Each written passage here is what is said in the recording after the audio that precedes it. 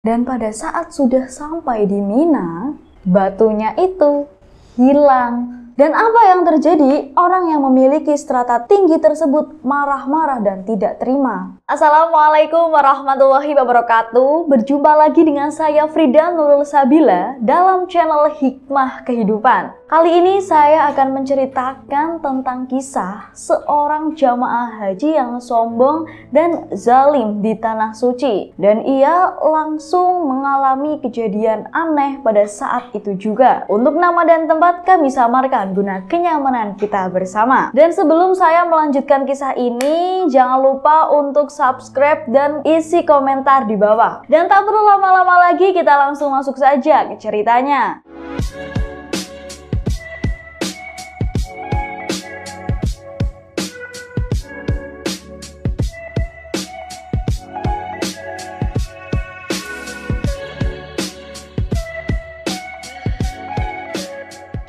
Menzalimi orang, baik di tanah air maupun di tanah suci, akan mengalami balasan yang setimpal pula. Balasan menzalimi orang bukan hanya di akhirat saja, tapi di dunia nyata pun pasti akan ada balasan yang setimpal pula. Kisah jamaah haji yang sombong dan zalim ini diceritakan oleh mutawif yang mengantarkan jamaah tersebut untuk menunaikan ibadah haji. Namun ada suatu kejadian di luar nalar yang mengalami jamaah haji tersebut. Dan mutawif tersebut menceritakan bahwa ada jamaah haji yang memiliki sifat sombong dan menzalimi jamaah haji yang lainnya. Jamaah haji yang sombong dan menzalimi orang lain ini, ia mendapatkan balasan pada saat itu juga. Pada saat itu, mutawif juga mengatakan bahwa ada dua rombongan jamaah haji. Yang pertama,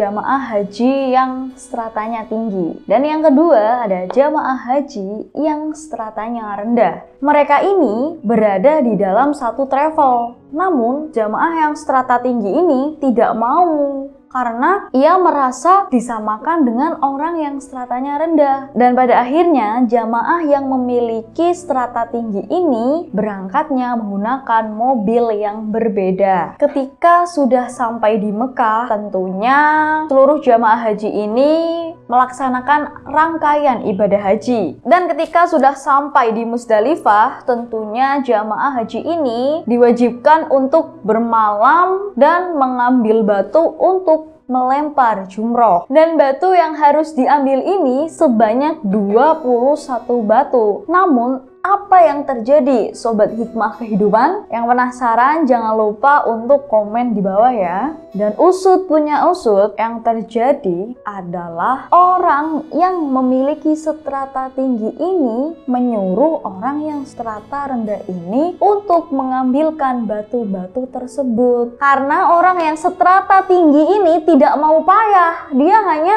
duduk dan tiduran selama bermalam di situ, dan ia menyuruhnya orang yang memiliki strata rendah itu. Bagaimana dengan perlakuan dia yang seperti itu? Dengan perlakuan yang seperti itu, tapi jamaah yang strata sosialnya rendah ini pun mau dan bahkan membawanya ke Mina. Dan pada saat sudah sampai di Mina, apa yang terjadi?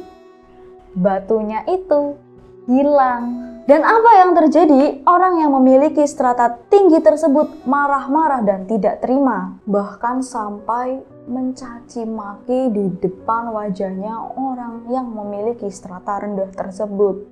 Dan bayangkan saja bagaimana perasaannya. Sudah diusahakan, sudah dibawakan, namun pada akhirnya hilang, dicaci maki.